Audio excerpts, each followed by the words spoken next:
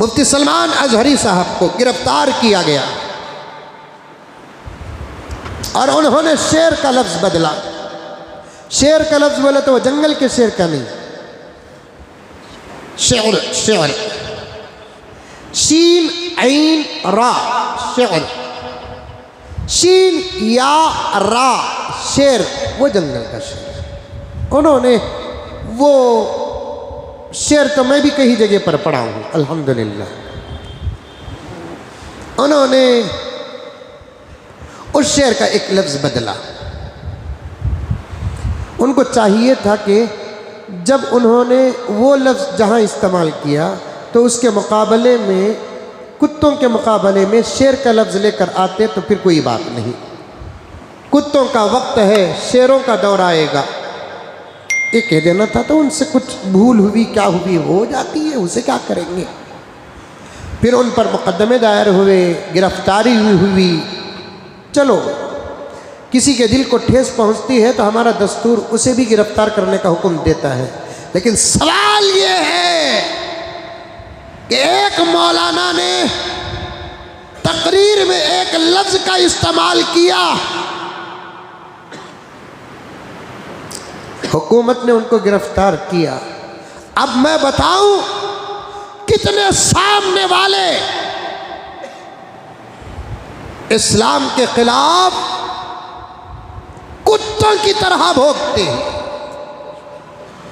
हुकूमत उनको गिरफ्तार क्यों नहीं करती?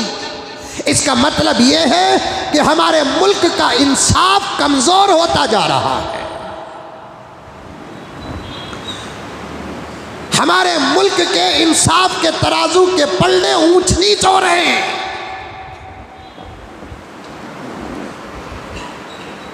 गलती जो भी करे उसे सजा जरूर दो।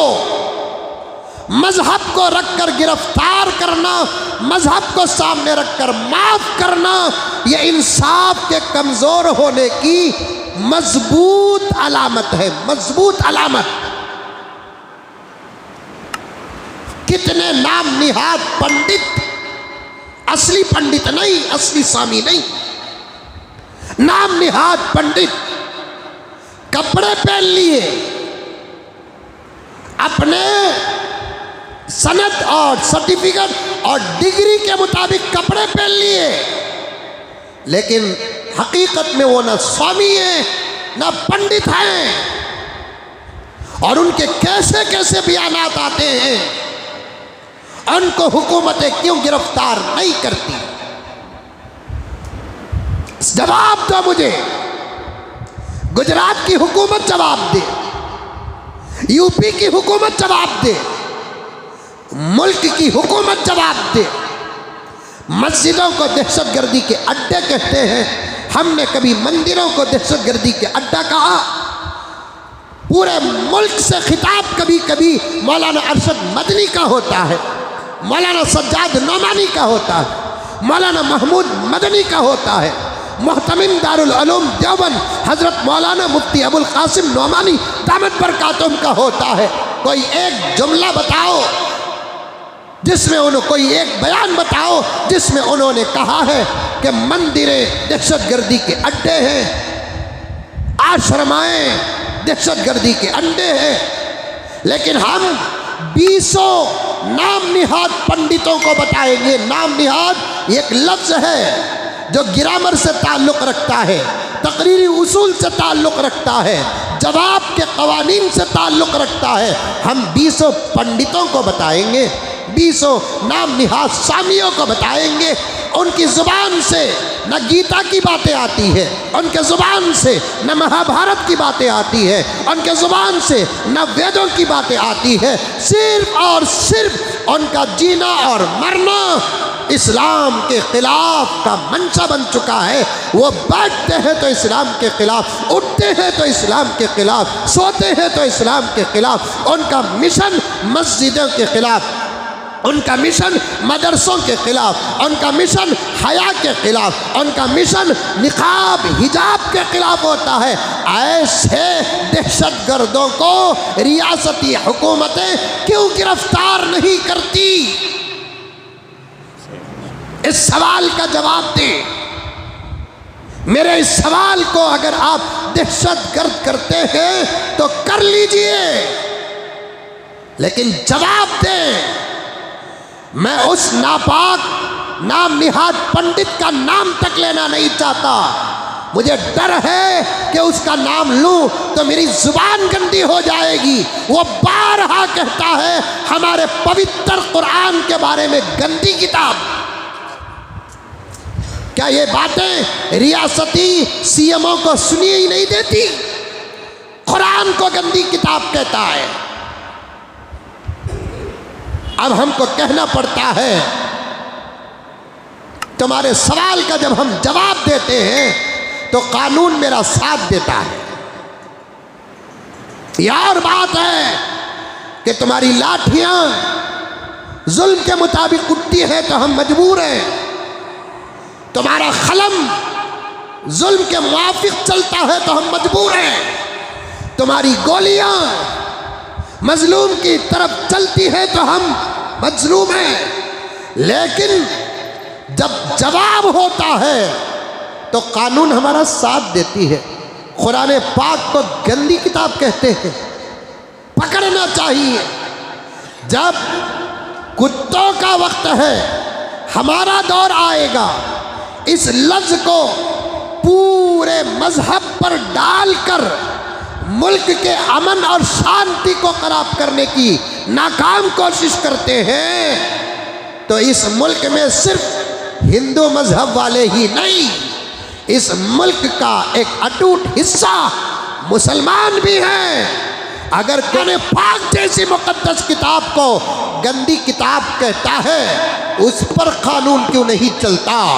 उसे पुलिस क्यों गिरफ्तार नहीं करती? जब कुरान पाक को गंदी किताब कहता है तो इसका माना क्या? मुल्क के 30 करोड़ मुसलमानों का दिल टूटता है। क्या इसका लिहाज सरकार नहीं करती? क्या इसका लिहाज रियासती हुकूमतें नहीं करती?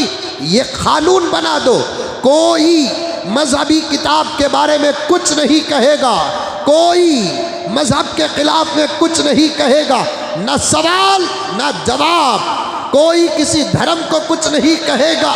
अरे हमने आज तक सीता अम्मा के शान में गुस्ताखी नहीं की, हमने आज तक राम जी के बारे में गुस्ताखी नहीं की, हमने आज तक हनुमान के खिलाफ में कोई जुमला नहीं कहा। लेकिन इसी मजहब के कुछ लोग जिनका उनके मजहब से भी ताल्लुक़ नहीं है, हमारे प्यारे नबी, हमारे पवित्र नबी, हमारे साफ नबी, हमारे सच्चे नबी, हमारे अच्छे नबी, गूगल की दुनिया में जाओ, टाइप करो दुनिया का सबसे सच्चा इंसान कौन है, नाम आएगा मोहम्मद। दुनिया का सबसे प्यारा इंसान कौन है, नाम आएगा मोहम्मद।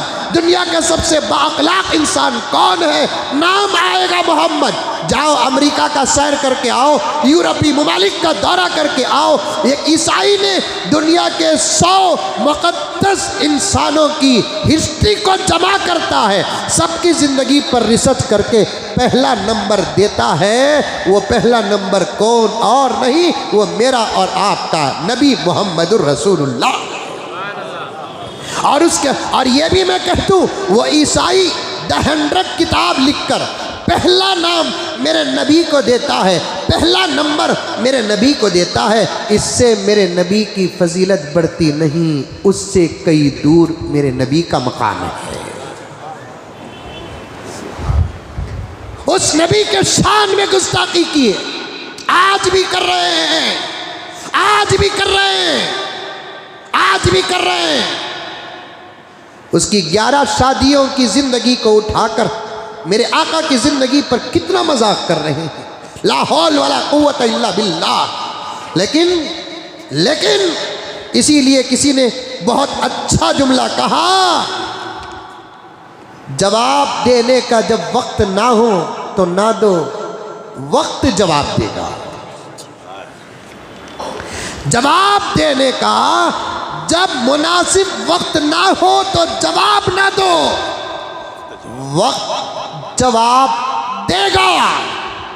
मुझे बताने की ज़रूरत नहीं है क्योंकि ज़ख़ीरा है। मेरे मोबाइल में किताबों का अंबार है, और हालात भी मैंने इसे नोट करके रखता हूँ ताकि वक्त आने पर, लेकिन तलाश करने में वक्त लगता है। मेरे नबी की पवित्र ज़िंदगी और मेरे नबी के शान में कितनी गुस्ताखियाँ कर रहे हैं। इस मुल्क का सबसे ज़्यादा सब्र करने वाला मज़हब अगर कोई है वो मुसलमान है। मुसलमान कुरान के बारे में इतनी गंदी बातें आज भी कर रहे हैं, उनको गिरफ्तार हुकूमतें क्यों नहीं करती? और एक वजह भी है, मैं बताऊंगा इंशाअल्लाह ताला। खुदा मेरे जहन में बात महफूज रखे। मेरे कुरान पर, आसमान से उतरने वाली किताब पर, हर किताब के लिखने वाले का नाम किताब के अंदर होता है, लेकिन कुरान पाक के इधर का सफ़ा उठाकर देखो कि इधर का सफ़ा उठाकर देखो, कौन किताब लिखा उसका नाम नहीं लिखा हुआ होता है। मेरी बात को बड़ी गहराई में जाकर समझो मेरे प्यारों। अंधे बनकर रहने का ज़माना नहीं है, नादान बनकर रहने का ज़माना नहीं है। हमारी वजाहतें भी समझो, हमारे इशारे भी समझो। हर किताब के पहले अट्टे में या पहले सफ़े में किताब लिखने वाले का नाम होता है, लेकिन कुरान पाक का पहला अट्टा उठाकर देखो, सफ़ा उठाकर देखो, अल कुरआनुल करीम, अल कुरआनुल अज़ीम, अल कुरान तो लिखा हुआ होता है। ये कुरान की प्रिंटिंग कहाँ हुई? वो तो लिखी हुई होती है, किताब लिखने वाले का नाम नहीं होता, क्योंकि ये किताब लिखी नहीं गई। ये तो खुद ईश्वर और अल्लाह के ज़ात से निकली हुई किताब है।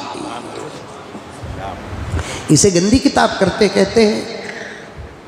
हमने सब्र कर लिया, हमने सब्र कर लिया। इसके अंदर गंदापन क्या है? बेहतर है कि एक मर्तबा पढ़ लेते। ये गंदी किताब इसलिए हो गई, इसमें चोरों की सजा है और चोर को गुस्सा आएगा। ये गंदी किताब इसलिए हो गई, नऊज़ बिल्लाहि मिन ज़ालिक, इसमें जानियों और बलात्कारों की सजा है, और जानियों को, बलात्कारों को गुस्सा जरूर आएगा। ये गंदी किताब इसलिए है, धोखा देने वालों की सजा इसके अंदर है। ये गंदी किताब इसलिए है, ये अल्लाह को छोड़कर मखलूक की इबादत करने से ये किताब रोकती है। ये गंदी किताब इसलिए है, झूठ बोलने वालों के खिलाफ इसके अंदर हुक्म है। ये गंदी किताब नऊज़ बिल्लाहि मिन ज़ालिक इसलिए है, जिसका दिल खराब है उसका हुक्म इसके अंदर है, इसलिए गंदी किताब हो गई। ला हौल वला कुव्वत इल्ला बिल्लाह। एक नाम निहाद स्वामी और पंडित, ऐसे मालूम होता है कि जब वो पैदा हुआ तो उसकी माँ सिवाय करेले के और कुछ नहीं खाया है। फिर उसे भी गिरफ्तार करो ना। 30-35 करोड़ मुसलमानों का दिल टूट रहा है। हमने कभी गीता के खिलाफ कुछ कहा? रामायण के खिलाफ कुछ कहा? महाभारत के खिलाफ कुछ कहा?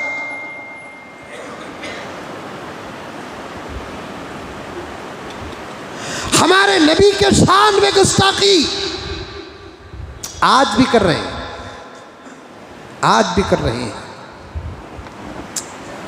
वो भी सिर्फ 11 शादियों का मसला उठाकर नबी के शान में कितनी गुस्ताखियां करें। उठाने वो मसला तो उठाने की ज़रूरत ही नहीं है। हमारा नबी कर रहा है जिसे हम मान रहे हैं, वो नबी तुम्हारा भी है जिसको तुम नहीं मान रहे हैं, तो फिर वो मसला उठाने की आपको ज़रूरत ही नहीं है। लेकिन तुमने खामखा उस मसले को उठाया, शान में गुस्ताखी की। 6-7 साल की उम्र का मसला सामने रखकर तालियां मारे, हंसे। सियासी मंचों में तुमने इस मसले को उठाया, हम खामोश हुए। उस वक्त भी हमने थोड़ा बहुत जवाब दिया।